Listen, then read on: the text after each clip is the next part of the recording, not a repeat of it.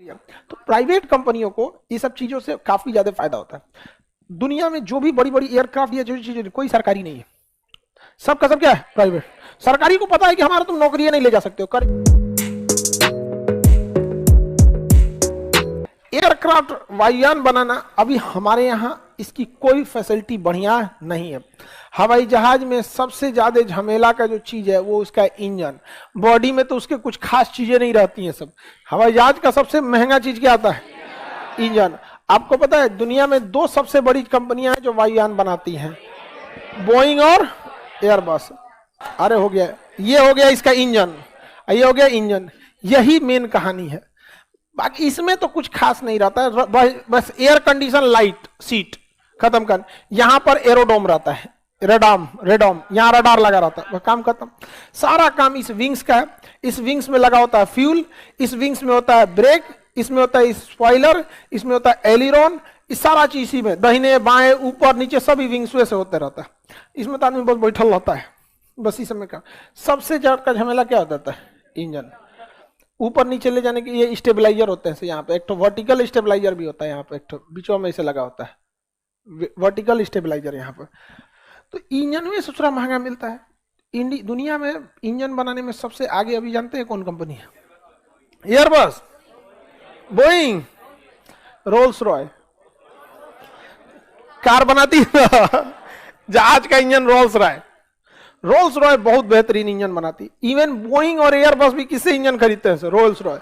Boeing अपना खुद का भी इंजन बनाता है, ऐसा नहीं है कि वो अपना इंजन नहीं बनाता है। एयरबस भी अपना इंजन बनाता है, लेकिन ज्यादा किसका आ जाता है, रोल्स रॉय का।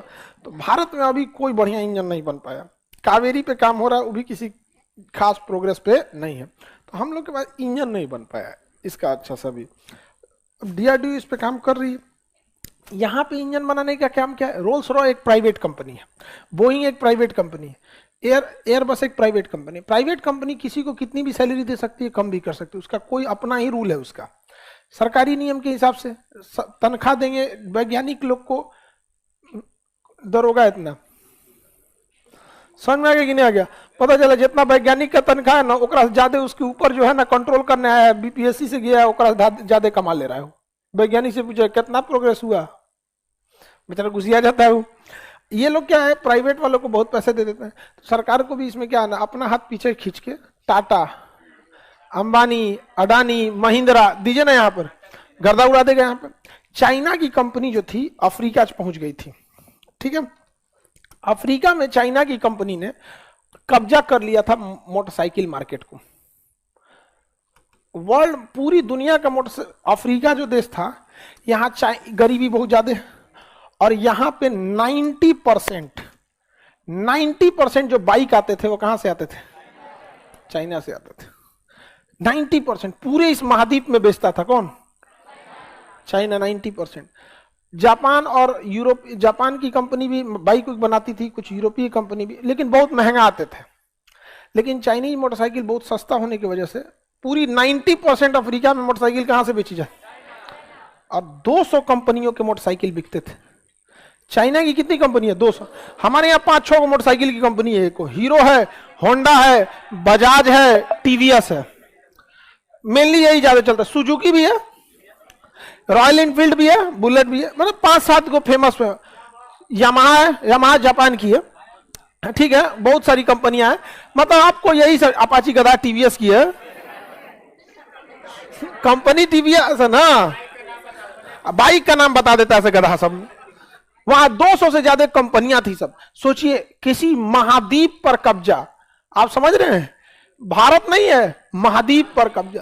अब पूरे महाद्वीप पर किसकी बाइकें बिक रही थी, देखो एक गधा का सर, पल्सर, बजाज का आता है तुमसे ज्यादा तो लड़कियां जान रही सब। स्कूटी किसका आता है, सबका आता होगा, बजाज। एक्टिवा, हाँ एक्टिवा वही फेमस है यहाँ, हाँ सही है। नहीं, लड़की सब लोग के लिए स्कूटी ठीक है उस। अच्छा, स्कूटी देख के लड़की का वो लगता भी है कि लड़की के लिए है, ठीक ठाक रहता है वहां पे, हल्का भी रहता है वहां पे ना,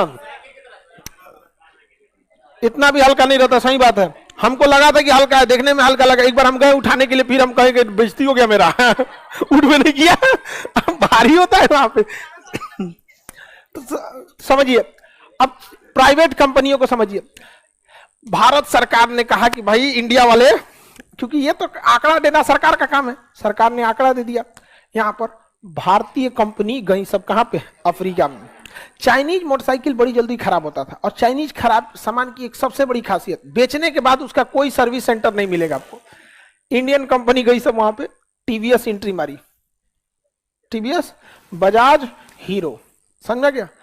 आज चाइना का 200 कंपनियों में से महज 12 कंपनी बचे हैं, बाकी को घर जाना पड़ा, और इंडिया का मार्केट अभी 90% हो गया।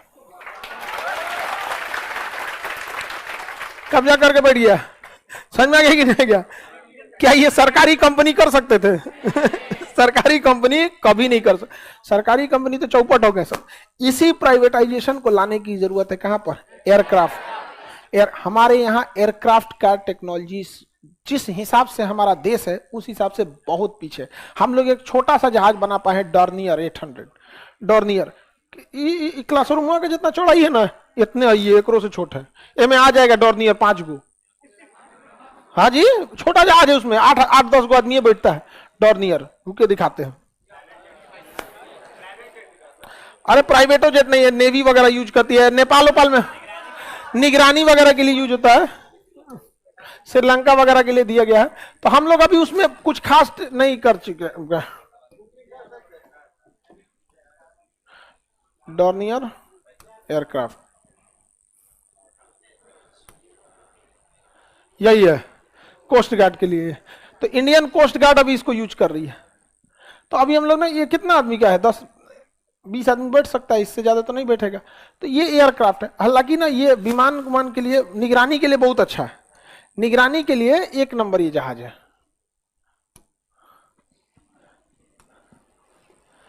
हल्का जहाज है। अच्छा, अब ये एक चीज और देखिए, इसमें ये स्टेबलाइजर होता है ना, ये दाहिने घूमेगा तो दाहिने, इसमें ध्यान से देखिए, को वायर गया है दिख रहा है जुगाड़।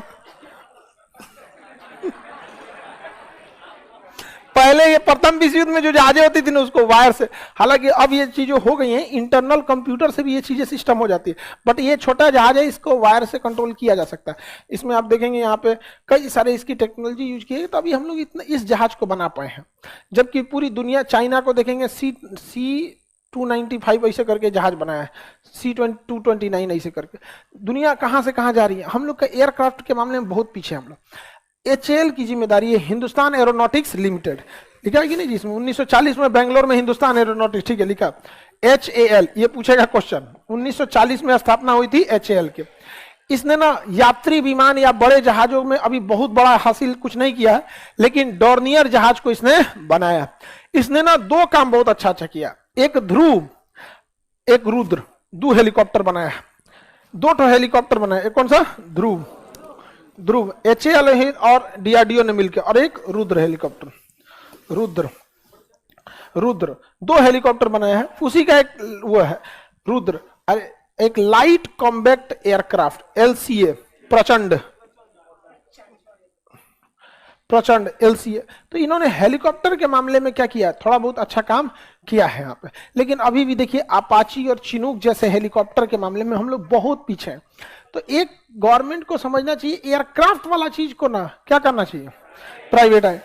फिर प्राइवेट वाले कुछ करेंगे नहीं ना, सीधा क्या करेंगे, सब रोल्स रॉय में जाएगा टाटा का एक आदमी, कितना मिलता है सैलरी, कहेगा 5 करोड़, आ जाओ टाटा में 6 करोड़, हो गया। इंजीनियर को कौन चीज जाता है, नाम तो उस पर रोल्स रॉय का रहेगा ना, इंजीनियर का कौन नाम उसमें नाम आने वाला है। बड़े बड़े कंपनी यही ना करते हैं सब। भारत से कंपनी चली गई सेवरलेट गई है कि कौन सी कंपनी, फोर्ड गई है। सेवरलेट तो उसकी गाड़ी का नाम था, कंपनी का नाम था फोर्ड। फोर्ड की गाड़ियों की सबसे अच्छी खासियत थी कि उसका गियर बॉक्स बहुत अच्छा आता है। गियर जो होता है ना, गियर चेंज करने में कभी कभी फंस जाता है, नहीं तो गर गर करने लगता है।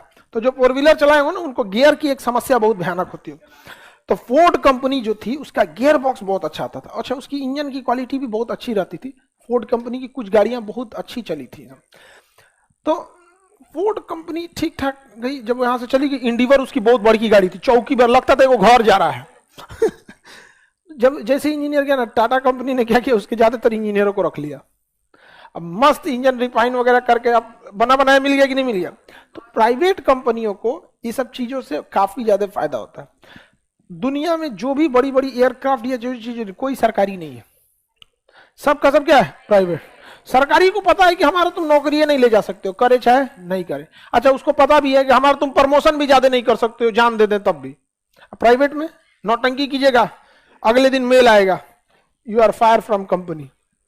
अच्छा, बहुत अच्छा काम कीजिएगा, आपको प्रमोशन फटाफट देते हैं। हम ऐसे ऐसे प्राइवेट कंपनियों में कर्मचारियों को जानते हैं दिल्ली में कि बहुत नॉर्मल जॉब पर आया था, 15-20 हजार की सैलरी में आया था। बड़ी कंपनी में 15-20 हजार की सैलरी नॉर्मल होती है, और आज अपनी कंपनी की काबिलियत के दम पे बोर्ड मेंबर में बैठ रहा है। कंपनी का बोर्ड ऑफ डायरेक्टर, बहुत बड़ा सारा पावर वाला बोर्ड ऑफ डायरेक्टर है, डिसीजन लेते हैं। तो दुनिया दूसरा कौन होता है, समझ में आएगी नहीं का किसी को दिक्कत। तो भारत का एयरक्राफ्ट के सेक्टर में कोई बहुत डेवलपमेंट है नहीं।